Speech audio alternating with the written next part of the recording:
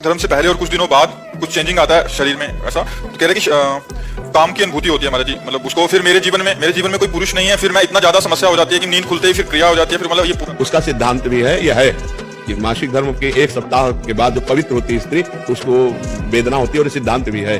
तो अब उसको सहना पड़ेगा। जब पति नहीं है तो व्यभिचार की आज्ञा तो शास्त्र देता नहीं है। राधा राधा राधा राधा रखकर ब्रह्मचर्य धारण करना चाहिए, ब्रह्मचर्य की भावना पुष्ट करनी चाहिए। अब इधर अपने जीवन को इस तरह से बर्बाद करने से तो कोई लाभ मिलेगा नहीं। अगर हम अन्य प्रक्रियाओं को स्वीकार करते हैं तो वो सब निषेध ही है, वो हमारे जीवन को नष्ट ही करेंगी। तो हमें लगता है कि या तो पुरुष का वर्ण कर ले, किसी सदपुरुष का वर्ण कर ले और अपने गृहस्थ धर्म से रहे, और या फिर उसको सहन करके ब्रह्मचारी बना रहे। ऐसा नहीं है कि हमारे अंदर जैसा आवेश आया, वेग आया, हम वैसे ही कर ले। फिर तो हमें और पशु में अंतर क्या रह गया? हम मनुष्य हैं। वेग आता है, राधा राधा राधा राधा, शांत रहो, कोई क्रिया नहीं करनी, कोई बस 2-4 दिन में शांत हो जाए। अगर हम अभ्यास करें तो 2 मिनट में शांत हो जाए। ठीक तब होता है जब ज्ञान हो जाता है। तो खूब भजन करो, ब्रह्मचर्य से रहो, भगवान से रो, कोई इधर उधर की क्रियाएं मत करो। और आजकल जैसे व्यवहार हो रहे हैं कि आज इस पुरुष से कल उस पुरुष से, ये मतलब बहुत गंदी बात है और इससे दुर्गति प्राप्त हो जाएगी। इसमें धर्म नहीं है, बिल्कुल पाप ही पाप आचरण है। बहुत संभल के, बहुत सावधानी से कदम बढ़ाओ, जिंदगी कहीं खतरे में ना पड़ जाए। अगर ब्याह नहीं करना तो ब्रह्मचर्य से रहो, ब्याह करना है तो किसी अच्छे पुरुष का भगवान से प्रार्थना करके, देख समझ करके उसको तब, शरीर को तब देना चाहिए जब आजीवन के लिए व्यवहार हो जाए। शरीर को नहीं देना चाहिए। हम दोस्ती कर सकते हैं, व्यवहार कर सकते हैं, लेकिन व्यभिचार नहीं कर सकते। हम तब तक शरीर को नहीं देंगे जब तक आप हमारी परीक्षा में पास नहीं हो जाओगे। खूब देख समझ करके, सुनकर, और जब शरीर दे देंगे तो आजीवन के लिए दे देंगे। ये डिवोर्स ये हमारे सनातन धर्म में नहीं है। हमारे धर्म में है एक बार समर्पित हाथ मिलाया तो आजीवन निर्वाह किया। पीछे डिवोर्स आदि के शब्द ही नहीं थे। तो हमें लगता है गंदे आचरण करके जीवन को व्यर्थ में क्यों बर्बाद किया जाए, बहुत संयम से रहा जाए।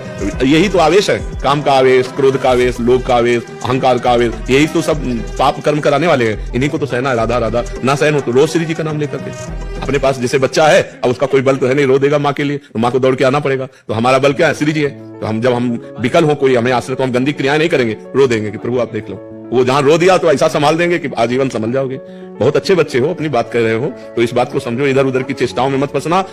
पुरुष का वर्ण करो तो देख समझ के वर्ण करो। एक बार वर्ण करो तो आजीवन उसका वर्ण करो।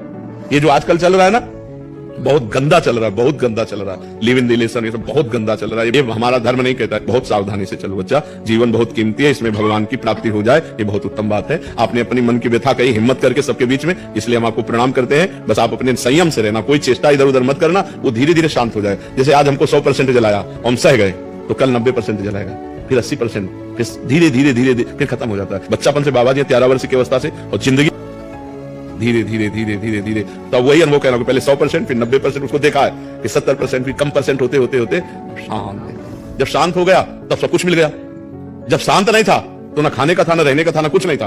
और जब इच्छा नहीं है तो दुनिया की चीजें तो हम इसलिए कहते हैं कि धैर्यपूर्वक सहो, ये सहना तुम्हें महान बना देगा। गलत आचरण में मत उतरना, ये सबके जीवन में रहता है। कोई ऐसा यहाँ पैदा ही नहीं हुआ भगवान या भगवान के महान भागवतों के सिवा जिसको काम क्रोध ने अपनी चपेट में ना लिया हो। सबको रोना पड़ा है, सब भजन करके आगे बढ़े हैं, सबके ऊपर भगवान की कृपा हुई, जो निष्काम हुए हैं। नहीं तो सब पूरा संसार इसी में तो फंसा हुआ है। बहुत धैर्यपूर्वक रहना।